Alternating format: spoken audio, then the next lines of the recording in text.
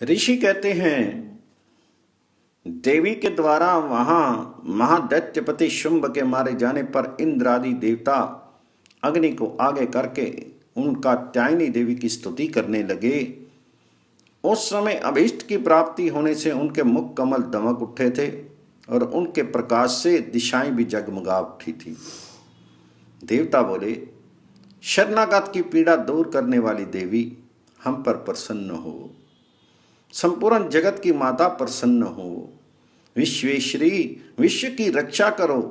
देवी तुम ही चराचर जगत की धीश्वरी हो, तुम इस जगत का एकमात्र आधार हो, क्योंकि पृथ्वी रूप में तुम्हारी ही स्थिति है। देवी तुम्हारा पराक्रम अलंघनीय है, तुम ही जल रूप में स्थित होकर संपूर्ण जगत को तृप्त करती हो, तुम अनंत बल संपन्न वैश्विनी शक्ति हो, इस विश्व की कारण भूता परामाया हो।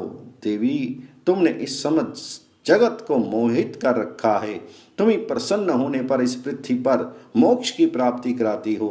देवी संपूर्ण विद्याएं तुम्हारे ही भिन्न भिन्न स्वरूप हैं, जगत में जितनी स्त्रियां हैं वे सब तुम्हारी ही मूर्तियां हैं, एकमात्र तुमने ही इस विश्व को व्याप्त कर रखा है, तुम्हारी स्तुति क्या हो सकती है। तुम तो स्तवन करने योग्य पदार्थों से परे एवं परावानी हो।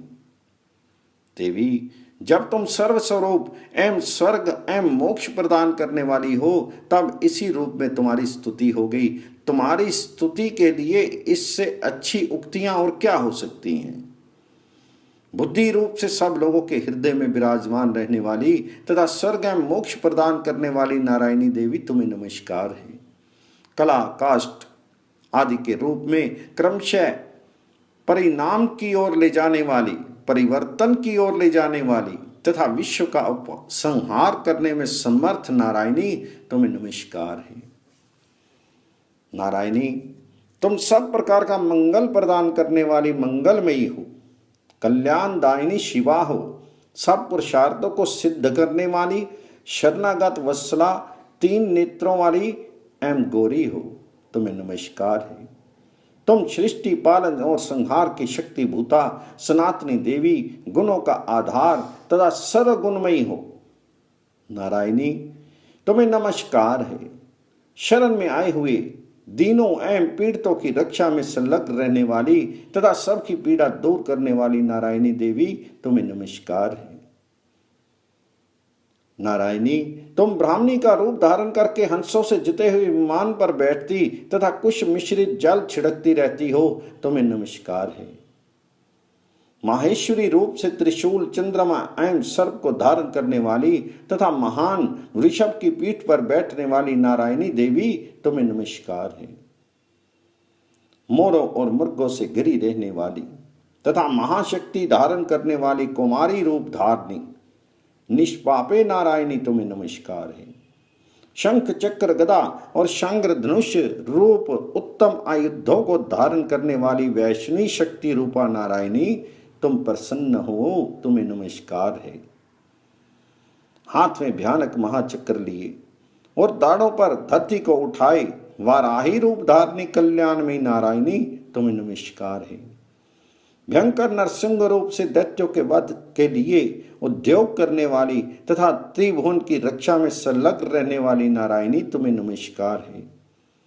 मस्तक पर किरीट और हाथ में महावज्र धारण करने वाली, सहस्त्र नेत्रों के कारण उदीप्त दिखाई देने वाली और वृतासुर के प्राणों का अपहरण करने वाली इंद्र शक्ति रूपा नारायणी देवी तुम्हें नमस्कार है।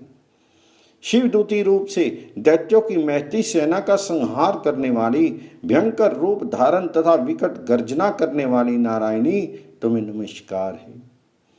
दाढ़ों के कारण विकराल मुख वाली, मुंडमाला से विभूषित मुंडमर्दनी चामुंडा रूपा नारायणी तुम्हें नमस्कार है।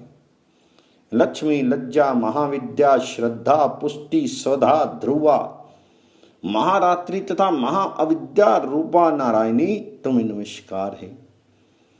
मेधा, सरस्वती, श्रेष्ठा, ऐश्वर्य रूपा पार्वती, महाकाली, संयम प्रायणा, तथा सबकी धीश्वरी रूपनी नारायणी तुम्हें नमस्कार है।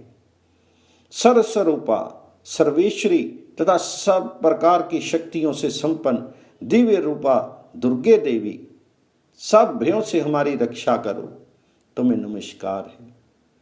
कात्यायनी, ये तीन लोचनों से विभूषित तुम्हारा सौम्य मुख सब प्रकार के भयों से हमारी रक्षा करे, तुम्हें नमस्कार है। भद्रकाली, ज्वालाओं के कारण विकराल प्रतीत होने वाला अत्यंत भयंकर और समस्त असुरों का संहार करने वाला तुम्हारा त्रिशूल भय से हमें बचाए, तुम्हें नमस्कार है।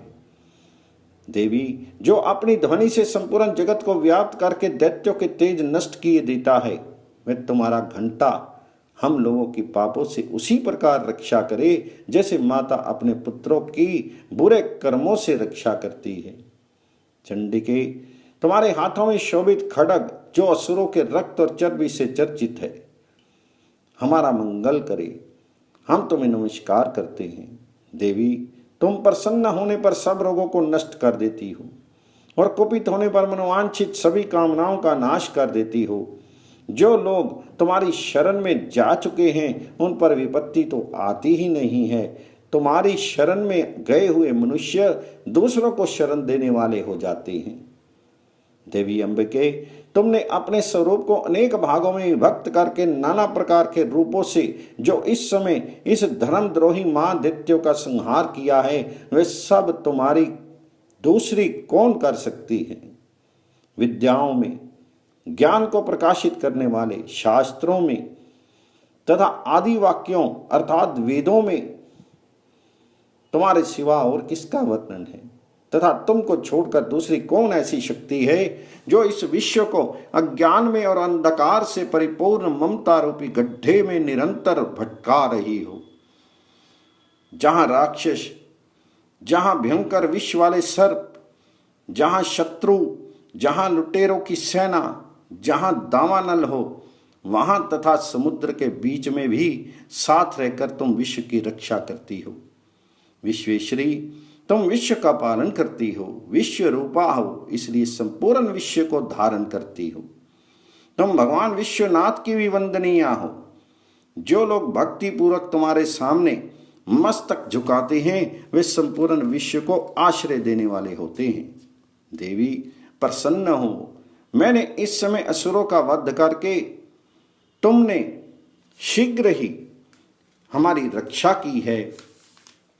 उसी प्रकार सदा हमें शत्रुओं के भय से बचाओ, संपूर्ण जगत का पाप नष्ट कर दो और उत्पात एवं पापों के फल स्वरूप प्राप्त होने वाले महामारी आदि बड़े बड़े उपद्रवों को शीघ्र दूर कर दो। विश्व की पीड़ा दूर करने वाली देवी, हम तुम्हारे चरणों पर पड़े हुए हैं, हम पर प्रसन्न हो। त्रिलोक निवासियों की पूजनीय परमेश्वरी, सब लोगों को वरदान दो।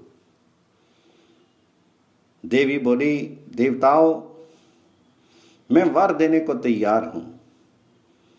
तुम्हारे मन में जिसकी इच्छा हो वह वर मांग लो।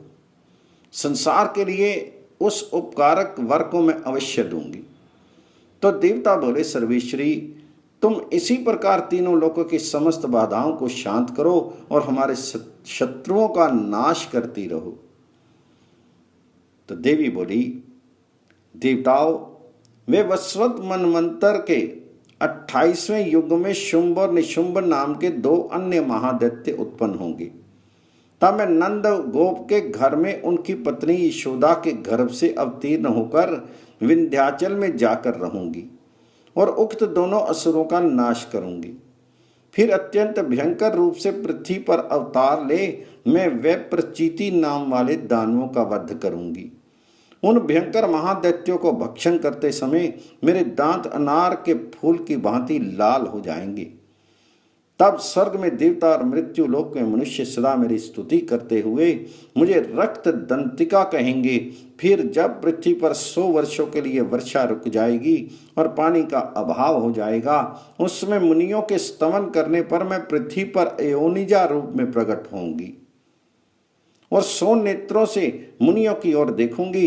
अतः मनुष्य शताक्षी इस नाम से मेरा कीर्तन करेंगे। देवताओं, उससे मैं अपने शीर से उत्पन्न हुए शाकों द्वारा समस्त संसार का भरण पोषण करूंगी। जब तक वर्षा नहीं होगी तब तक वह शाक ही सब प्राणों की रक्षा करेंगे। ऐसा करने के कारण पृथ्वी पर शाकंभरी के नाम से मेरी ख्याति होगी। उसी अवतार में मैं दुर्गम नामक महादैत्य का वध भी करूंगी। इससे मेरा नाम दुर्गा देवी के रूप से प्रसिद्ध होगा। फिर जब मैं भीम रूप धारण करके मुनियों की रक्षा के लिए हिमालय पर रहने वाले राक्षसों का भक्षण करूंगी, उस समय सब मुनि भक्ति से नतमस्तक होकर मेरी स्तुति करेंगे। तब मेरा नाम भीमा देवी के रूप में विख्यात होगा।